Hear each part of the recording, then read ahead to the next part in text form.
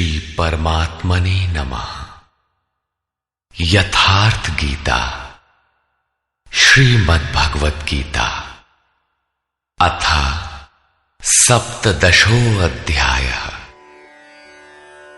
अध्याय 16 के अंत में योगेश्वर श्री कृष्ण ने स्पष्ट कहा कि काम, क्रोध और लोभ के त्यागने पर ही कर्म आरंभ होता है, जिसे मैंने बार बार कहा है। जिस नियत कर्म को बिना किए न सुख, न सिद्धि और न परम गति ही मिलती है। इसलिए अब तुम्हारे लिए कर्तव्य और अकर्तव्य की व्यवस्था में कि क्या करूं क्या न करूं, इसके संबंध में शास्त्र ही प्रमाण है, कोई अन्य शास्त्र नहीं, बल्कि इति गुह्यतमं शास्त्रमिदम्। गीता स्वयं शास्त्र है। अन्य शास्त्र भी हैं, किंतु यहां इसी गीता शास्त्र पर दृष्टि रखें, दूसरा न ढूंढने लगे। दूसरी जगह ढूंढेंगे तो ये क्रमबद्धता नहीं मिलेगी, अतः भटक जाएंगे। इस पर अर्जुन ने प्रश्न किया। अर्जुन उवाच।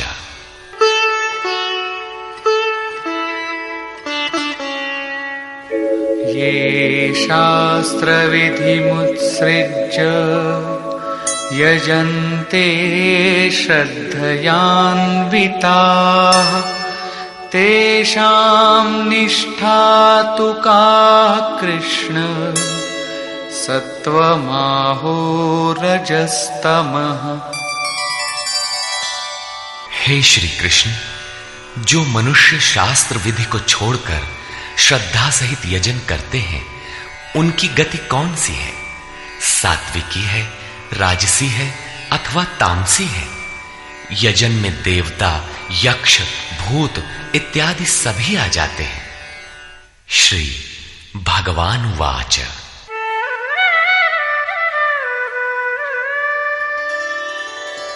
त्रिविधा भवति श्रद्धा देहिनां सा स्वभावजा सात्विकी राजसी चैव तामसी चेति तां शृणु। अध्याय 2 में योगेश्वर ने बताया था कि अर्जुन, इस योग में निर्धारित क्रिया एक ही है। अविवेकियों की बुद्धि अनंत शाखाओं वाली होती है, इसलिए वे अनंत क्रियाओं का विस्तार कर लेते हैं। दिखावटी शोभा युक्त वाणी में उसे व्यक्त भी करते हैं। उनकी वाणी की छाप जिनके चित्त पर पड़ती है अर्जुन, उनकी भी बुद्धि नष्ट हो जाती है, न कि कुछ पाते हैं। ठीक इसी की पुनरावृत्ति यहां पर भी है कि जो शास्त्र विधि मुत्सृज्य, शास्त्र विधि को त्याग कर भजते हैं, उनकी श्रद्धा भी 3 प्रकार की होती है। इस पर श्री कृष्ण ने कहा, मनुष्य की आदत से उत्पन्न हुई वो श्रद्धा सात्विकी, राजसी तथा तामसी ऐसे 3 प्रकार की होती है। उसे तुम मुझसे सुन। मनुष्य के हृदय में यह श्रद्धा अविरल है।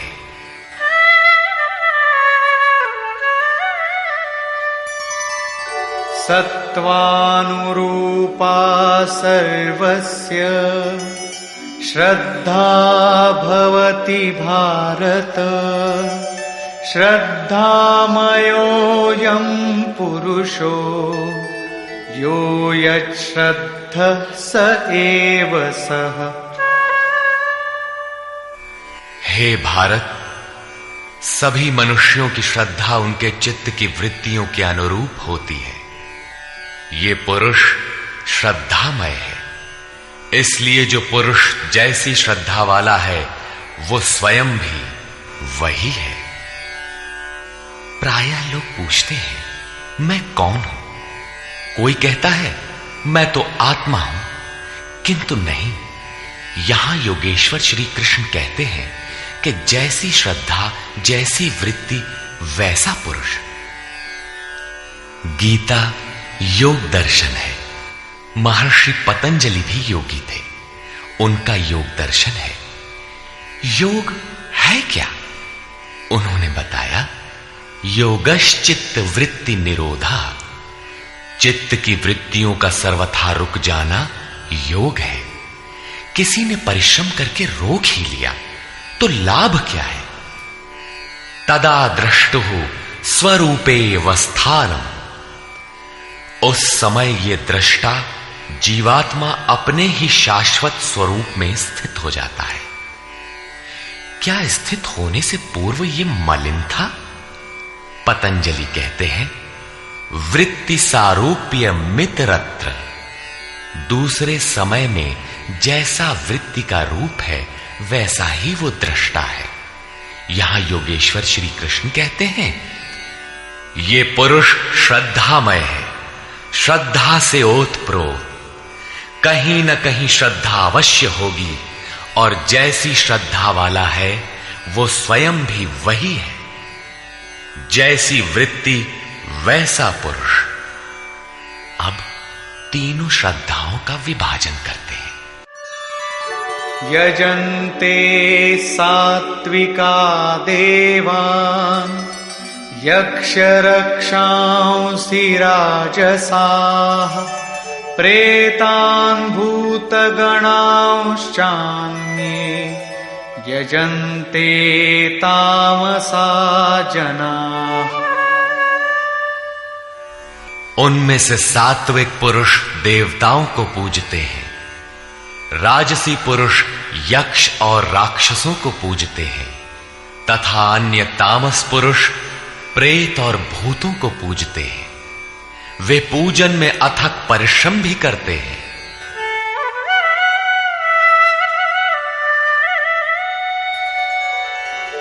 अशास्त्र विहितं घोरं तप्यन्ते ये तपोजनाः दम्भाहंकारसंयुक्ताः कामरागबलान्विताः।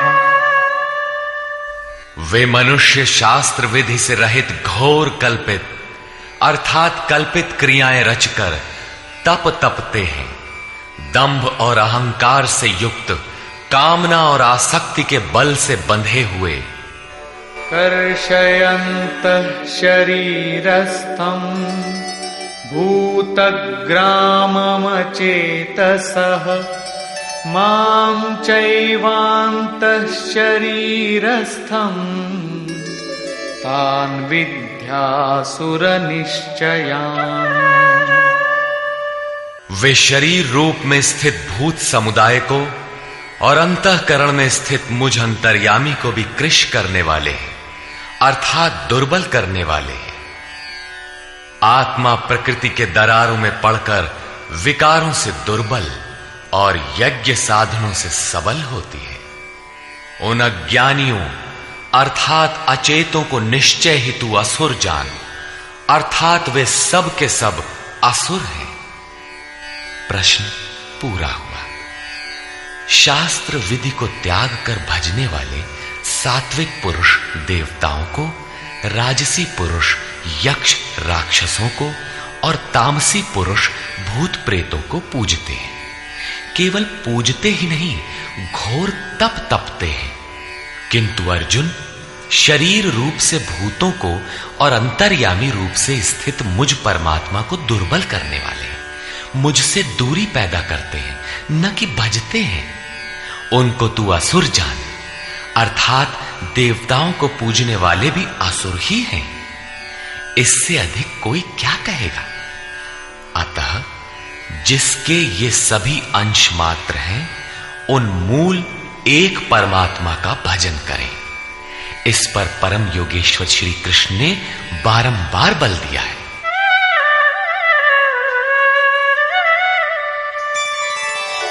आहारस्त्वपि सर्वस्य त्रिविधो भवति प्रियः यज्ञस्तपस्तथा दानं तेषां भेदमिमं शृणु। अर्जुन, जैसे श्रद्धा 3 प्रकार की होती है, वैसे ही सबको अपनी अपनी प्रकृति के अनुसार भोजन भी 3 प्रकार का प्रिय होता है, और वैसे ही यज्ञ, तप और दान भी 3-3 प्रकार के होते हैं। उनके भेद को तू मुझसे सुन। पहले प्रस्तुत है आहार। आयु सत्वबलारोग्य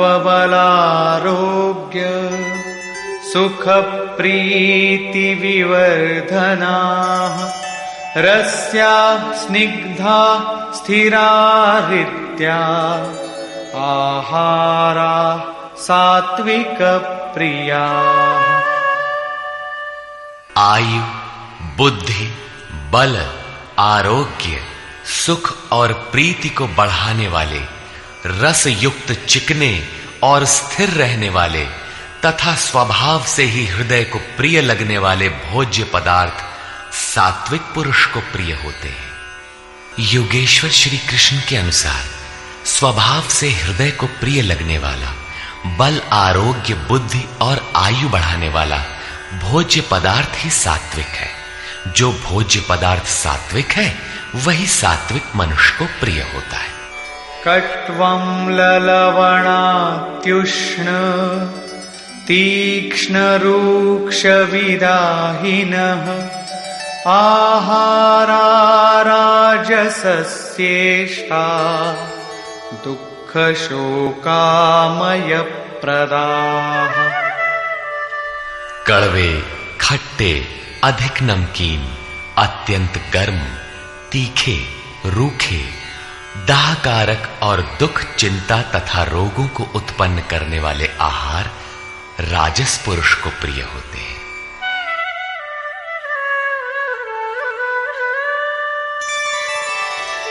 यातयामं गतरसं पूतिपर्युषितं च यत् उच्छिष्टमपि चामेध्यं भोजनं तामसप्रियम्।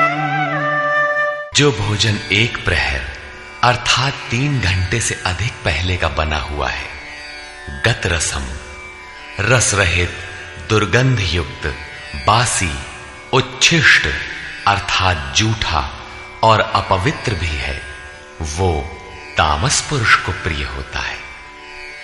प्रश्न पूरा हुआ। अब प्रस्तुत है यज्ञ।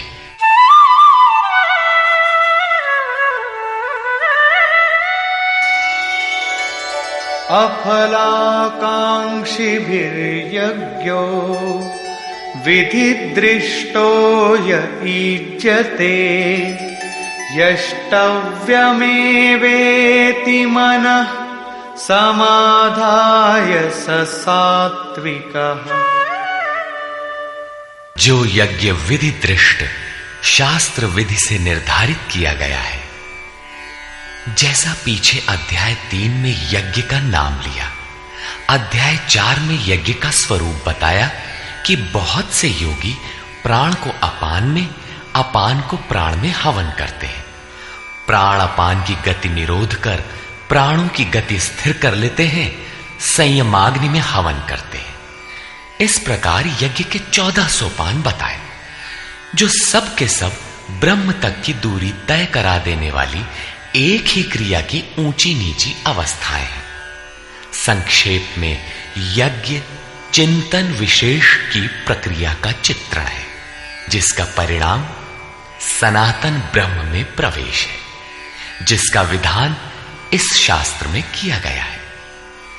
उसी शास्त्र विधान पर पुनः बल देते हैं कि अर्जुन, शास्त्र विधि से नियत किए हुए जिसे करना ही कर्तव्य है तथा जो मन का निरोध करने वाला है, जो फल को न चाहने वाले पुरुषों द्वारा किया जाता है, वो यज्ञ सात्विक है।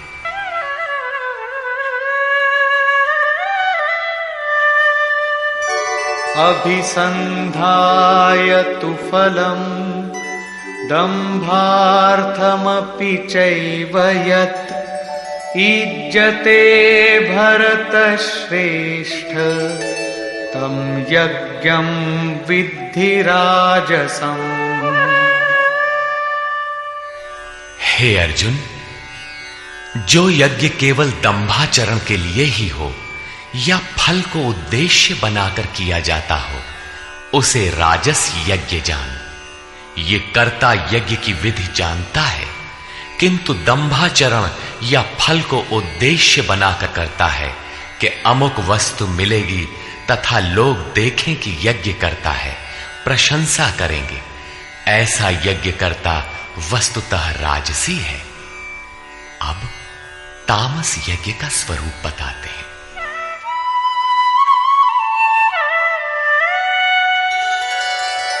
विधिहीनमसृष्टान्नम् मन्त्रहीनमदक्षिणम् श्रद्धाविरहितं यज्ञम् तामसं परिचक्षते। जो यज्ञ शास्त्र विधि से रहित है, जो अन्न अर्थात परमात्मा की सृष्टि कर सकने में असमर्थ है, मन को अंतराल में निरुद्ध करने की क्षमता से रहित है, दक्षिणा अर्थात सर्वस्व के समर्पण से रहित है तथा जो श्रद्धा रहित है, ऐसा यज्ञ तामस यज्ञ कहा जाता है। ऐसा पुरुष वास्तविक यज्ञ को जानता ही नहीं। अब प्रस्तुत है तप। देवद्विज गुरु प्राज्ञ पूजनं शौचमार्जवम् ब्रह्मचर्यमहिंसा च शारीरं तप उच्यते। परम देव परमात्मा द्वैत पर जय प्राप्त करने वाले द्विज सद्गुरु और ज्ञानी जनों का पूजन पवित्रता, सरलता, ब्रह्मचर्य तथा अहिंसा शरीर संबंधी तप कहा जाता है। शरीर सदैव वासनाओं की ओर बहकता है, इसे अंतःकरण की उपर्युक्त वृत्तियों के अनुरूप तपाना शारीरिक तप है।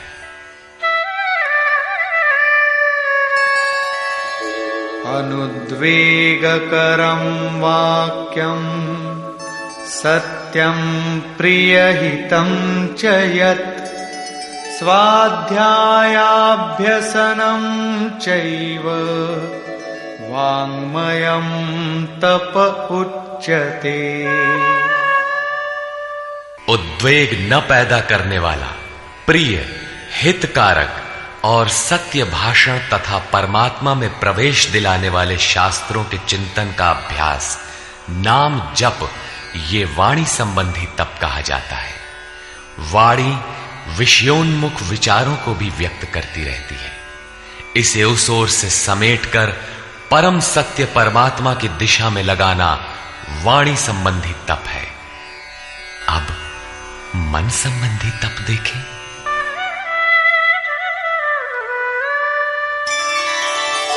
मनः प्रसादः सौम्यत्वम् मौनमात्मविनिग्रहः भावसंशुद्धिरित्येतत् तपो मानसमुच्यते।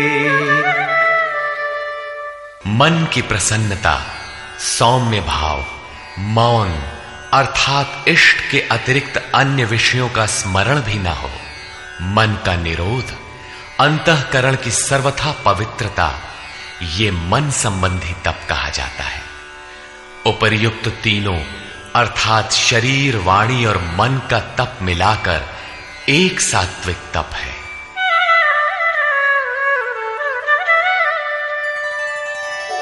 श्रद्धया परया तप्तं तपस्तत्त्रिविधं नरैः अफलाकांक्षिभिर्युक्तैः सात्विकं परिचक्षते।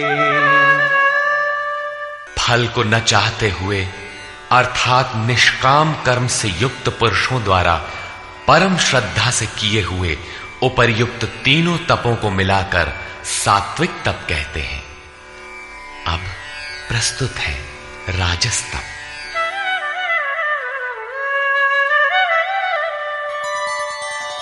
सत्कारमान पूजार्थं तपोदम्भेन चैव यत् क्रियते तदिह प्रोक्तं राजसं चलमध्रुवम्। जो तप सत्कार, मान और पूजा के लिए अथवा केवल पाखंड से ही किया जाता है, वो अनिश्चित एवं चंचल फल वाला तप राजस कहा गया है। मूढ़ग्राहेणात्मनो यत् पीडया क्रियते तपः परस्योत्सादनार्थं वा तत्तामसमुदाहृतम्। जो तप मूर्खता पूर्वक हठ से मन, वाणी और शरीर की पीड़ा सहित अथवा दूसरे का अनिष्ट करने के लिए बदले की भावना से किया जाता है, वो तप तामस कहा गया है। इस प्रकार सात्विक तप में शरीर, मन और वाणी को मात्र इष्ट के अनुरूप ढालना है। राजस तप में तप की क्रिया वही है, किंतु दंभ मान सम्मान की इच्छा से तपते हैं।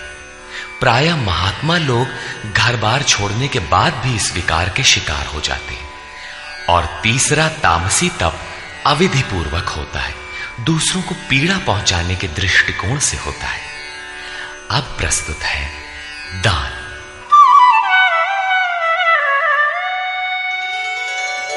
दातव्यमिति यद्दानम् दीयतेऽनुपकारिणे देशे काले च पात्रे च तद्दानं सात्विकं स्मृतम्। दान देना ही कर्तव्य है। इस भाव से जो दान देश अर्थात स्थान, काल अर्थात समयानुकूल और सत्य पात्र के प्राप्त होने पर बदले में उपकार की भावना से रहित होकर दिया जाता है, वो दान सात्विक कहा गया है। यत्तु प्रत्युपकारार्थं फलमुद्दिश्य वा पुनः दीयते च परिक्लिष्टं तद्दानं राजसं स्मृतम्। जो दान क्लेश पूर्वक अर्थात जो देते नहीं बनता लेकिन देना पड़ रहा है तथा प्रत्युपकार की भावना से ये करूंगा तो ये मिलेगा अथवा फल को उद्देश्य बनाकर फिर दिया जाता है, वो दान राजस कहा गया है। अदेश काले यद्दानम् अपात्रेभ्यश्च दीयते असत्कृतमवज्ञातम् तत्तामसमुदाहृतम्। जो दान बिना सत्कार किए अथवा तिरस्कार पूर्वक झिड़क कर अयोग्य देश काल में अनाधिकारियों को दिया जाता है, वो दान तामस कहा गया है। पूज्य महाराज जी कहा करते थे, हो कुपात्र को दान देने से दाता नष्ट हो जाता है। ठीक इसी प्रकार श्री कृष्ण का कहना है कि दान देना ही कर्तव्य है। देश, काल और पात्र के प्राप्त होने पर बदले में उपकार न चाहने की भावना से उदारता के साथ दिया जाने वाला दान सात्विक है। कठिनाई से निकलने वाला, बदले में फल की भावना से दिया जाने वाला दान राजस है। और बिना सत्कार के झिड़कियों के साथ प्रतिकूल देश काल में कुपात्र को दिया जाने वाला दान तामस है, लेकिन है दान ही। किंतु जो देह गेह इत्यादि सबके ममत्व को त्याग कर एकमात्र इष्ट पर ही निर्भर है, उसके लिए दान का विधान इससे और उन्नत है, और वो है सर्वस्व का समर्पण, संपूर्ण वासनाओं से हटकर मन का समर्पण। जैसा कि श्री कृष्ण ने कहा है, मय्येव मन आधत्स्व, अतः दान नितांत आवश्यक है। अब प्रस्तुत है ओम तत् और सत का स्वरूप।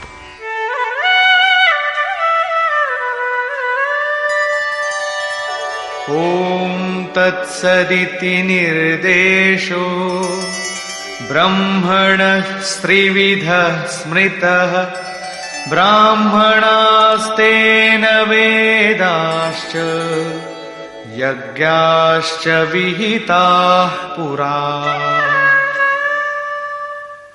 अर्जुन, ओम तत् और सत ऐसा 3 प्रकार का नाम ब्रह्मणः निर्देशः स्मृतः, ब्रह्म का निर्देश करता है, स्मृति दिलाता है, संकेत करता है और ब्रह्म का परिचायक है। उसी से पुरा, पूर्व में अर्थात आरंभ में ब्राह्मण, वेद और यज्ञादि रचे गए हैं, अर्थात ब्राह्मण, यज्ञ और वेद ओम से पैदा होते हैं। ये योग जन्य है, जन्मना नहीं। ओम के सतत चिंतन से ही इनकी उत्पत्ति है और कोई तरीका नहीं है।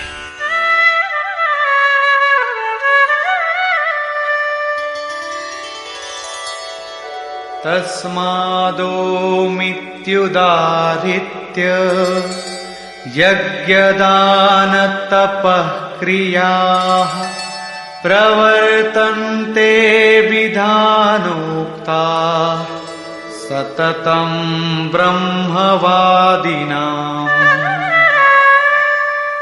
इसलिए ब्रह्म का कथन करने वाले पुरुषों की शास्त्र विधि से नियत की हुई यज्ञ, दान और तप क्रियाएं निरंतर ओम इस नाम को उच्चारण करके ही की जाती है, जिसमें उस ब्रह्म का स्मरण हो जाए। अब तत् शब्द का प्रयोग बताते हैं।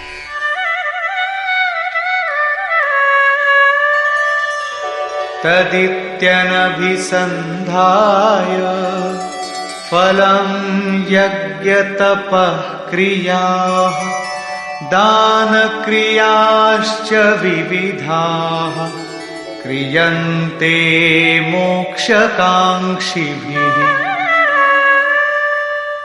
तत् अर्थात वो, अर्थात परमात्मा ही सर्वत्र है। इस भाव से फल को न चाहकर शास्त्र द्वारा निर्दिष्ट नाना प्रकार की यज्ञ, तप और दान की क्रियाएं परम कल्याण की इच्छा करने वाले पुरुषों द्वारा की जाती है। तत् शब्द परमात्मा के प्रति समर्पण सूचक है, अर्थात जब तो ओम का कीजिए, यज्ञ, दान और तप की क्रियाएं उस पर निर्भर होकर करें। अब सत के प्रयोग का स्थल बताते हैं।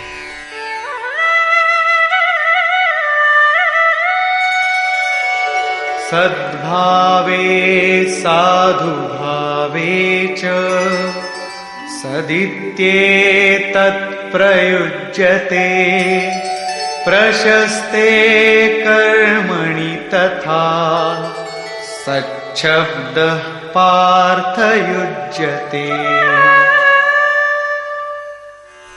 गीता के आरंभ में ही अर्जुन ने प्रश्न खड़ा किया था कि कुल धर्म ही शाश्वत है, सत्य है। तो श्री कृष्ण ने कहा, अर्जुन, तुझे यह अज्ञान कहां से उत्पन्न हुआ? सत वस्तु का तीनों कालों में कभी अभाव नहीं होता, उसे मिटाया नहीं जा सकता, और असत वस्तु का तीनों कालों में अस्तित्व नहीं है, उसे रोका नहीं जा सकता। वस्तुतः वो कौन सी वस्तु है जिसका तीनों कालों में अभाव नहीं है? और वो असत वस्तु है क्या जिसका अस्तित्व नहीं? तो बताया, ये आत्मा ही सत्य है और भूतादिकों के समस्त शरीर नाशवान है। आत्मा सनातन है, अव्यक्त है, शाश्वत और अमृत स्वरूप है। यही परम सत्य है। सत, ऐसे परमात्मा का ये नाम सद्भावे, सत्य के प्रति और साधु भाव में प्रयोग किया जाता है। और हे पार्थ, जब कर्म सांगो पांग भली प्रकार होने लगे, तब सत शब्द का प्रयोग किया जाता है। सत का अर्थ यह नहीं है कि ये वस्तुएं हमारी हैं। जब शरीर ही हमारा नहीं है, तो इसके उपभोग में आने वाली वस्तुएं हमारी कब है? ये सत नहीं है। सत का प्रयोग केवल एक दिशा में किया जाता है। सद्भाव में आत्मा ही परम सत्य है। इस सत्य के प्रति भाव हो, उसे साधने के लिए साधु भाव हो और उसकी प्राप्ति कराने वाला कर्म प्रशस्त ढंग से होने लगे, वहीं सत शब्द का प्रयोग किया जाता है। इसी पर योगेश्वर अग्रेतर कहते हैं, यज्ञे तपसि दाने च स्थितिः सदिति चोच्यते कर्म चैव तदर्थीयम् सदित्येवाभिधीयते। यज्ञ, तप और दान को करने में जो स्थिति मिलती है, वो भी सत है, ऐसा कहा जाता है। तदर्थीयम, उस परमात्मा की प्राप्ति के लिए किया हुआ कर्म ही सत है, ऐसा कहा जाता है। अर्थात उस परमात्मा की प्राप्ति वाला कर्म ही सत है। यज्ञ, दान, तप तो इस कर्म के पूरक है। अंत में निर्णय देते हुए कहते हैं कि इन सब के लिए श्रद्धा आवश्यक है।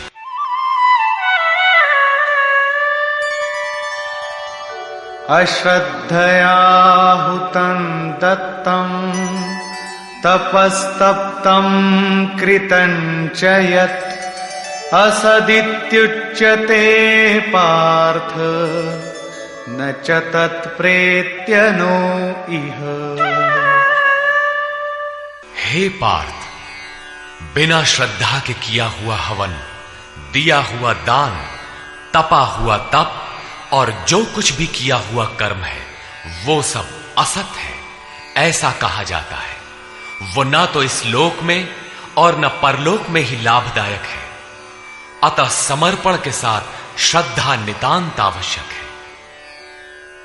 निष्कर्ष। अध्याय के आरंभ में ही अर्जुन ने प्रश्न किया कि भगवान जो शास्त्र विधि को त्याग कर और श्रद्धा से युक्त होकर यजन करते हैं, अर्थात लोग भूत भवानी अन्यान्य पूजते ही रहते हैं, तो उनकी श्रद्धा कैसी है? सात्विकी है, राजसी है अथवा तामसी?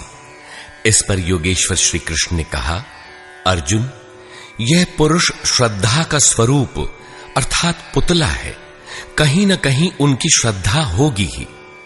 जैसी श्रद्धा वैसा पुरुष, जैसी वृत्ति वैसा पुरुष। उनकी वह श्रद्धा सात्विकी, राजसी और तामसी तीन प्रकार की होती है। सात्विकी श्रद्धा वाले देवताओं को, राजसी श्रद्धा वाले यक्ष अर्थात जो यश शौर्य प्रदान करें, राक्षसों अर्थात जो सुरक्षा दे सके का पीछा करते हैं, और तामसी श्रद्धा वाले भूत प्रेतों को पूजते हैं।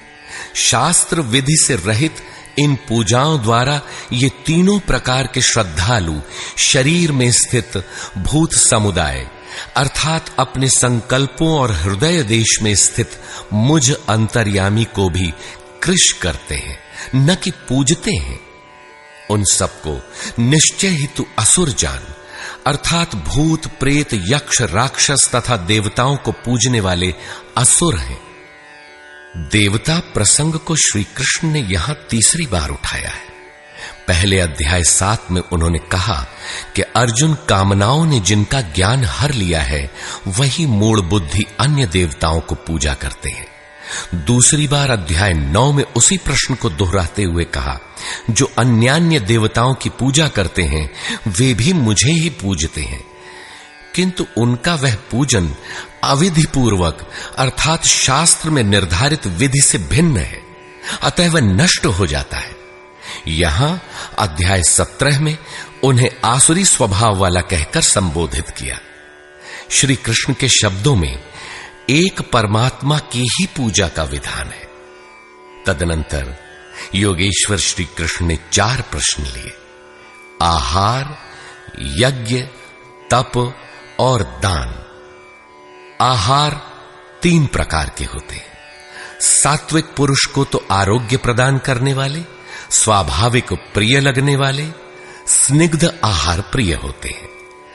राजस पुरुष को कड़वे, तीक्ष्ण, उष्ण, चटपटे, मसालेदार, रोगवर्धक आहार प्रिय होते हैं। तामस पुरुष को जूठा, बासी और अपवित्र आहार प्रिय होता है। शास्त्र विधि से निर्दिष्ट यज्ञ अर्थात जो आराधना की अंतः क्रियाएं हैं, जो मन का निरोध करता है, फलाकांक्षा से रहित वह यज्ञ सात्विक है। दंभ प्रदर्शन तथा फल के लिए किए जाने वाला वही यज्ञ राजस है, और शास्त्र विधि से रहित मंत्र, दान तथा बगैर श्रद्धा से किया हुआ यज्ञ तामस है। परमदेव परमात्मा में प्रवेश दिलाने वाली सारी योग्यताएं जिनमें हैं, उन प्राज्ञ सद्गुरु की अर्चना, सेवा और अंतःकरण से अहिंसा, ब्रह्मचर्य और पवित्रता के अनुरूप शरीर को तपाना शरीर का तप है। सत्य, प्रिय और हितकर बोलना वाणी का तप है, और मन को कर्म में प्रवृत्त रखना, इष्ट के अतिरिक्त विषयों के चिंतन में मन को मौन रखना मन संबंधी तप है। मन, वाणी और शरीर तीनों मिलाकर इस ओर तपाना सात्विक तप है। राजस तप में कामनाओं के साथ उसी को किया जाता है, जबकि तामस तप शास्त्र विधि से रहित स्वेच्छाचार है। कर्तव्य मानकर देश, काल और पात्र का विचार करके श्रद्धापूर्वक दिया गया दान सात्विक है। किसी लाभ के लोभ में कठिनाई से दिया जाने वाला दान राजस है, और झिड़क कर कुपात्र को दिया जाने वाला दान तामस है। ओम, तत् और सत का स्वरूप बताते हुए योगेश्वर श्री कृष्ण ने कहा कि ये नाम परमात्मा की स्मृति दिलाते हैं। शास्त्र विधि से निर्धारित तप, दान और यज्ञ आरंभ करने में ओम का प्रयोग होता है, और पूर्ति में ही ओम पिंड छोड़ता है। तत् का अर्थ है वह परमात्मा, उसके प्रति समर्पित होकर ही वह कर्म होता है, और जब कर्म धारावाही होने लगे तब सत का प्रयोग होता है। भजन ही सत है। सत के प्रतिभाव और साधु भाव में ही सत का प्रयोग किया जाता है। परमात्मा की प्राप्ति करा देने वाले कर्म, यज्ञ, दान और तप के परिणाम में भी सत का प्रयोग है, और परमात्मा में प्रवेश दिला देने वाला कर्म निश्चय पूर्वक सत है। किंतु इन सब के साथ श्रद्धा आवश्यक है। श्रद्धा से रहित होकर किया हुआ कर्म, दिया हुआ दान, तपा हुआ तप न इस जन्म में लाभकारी है, न अगले जन्मों में ही। अतः श्रद्धा अपरिहार्य है। संपूर्ण अध्याय में श्रद्धा पर प्रकाश डाला गया, और अंत में ओम, तत् और सत की विशद व्याख्या प्रस्तुत की गई, जो गीता के श्लोकों में पहली बार आया है। अतः ओम तत्सदिति श्रीमद्भगवद गीता सूपनिषत्सु ब्रह्म विद्यायाम योग शास्त्रे श्री कृष्ण अर्जुन संवादे ओम तत्सत् श्रद्धात्रय विभाग योगो नाम सप्तदशो अध्याय। इस प्रकार स्वामी अड़गड़ानंद कृत श्रीमद्भगवद गीता के भाष्य यथार्थ गीता का 17वां अध्याय पूर्ण होता है। हरि ओम तत्सत्।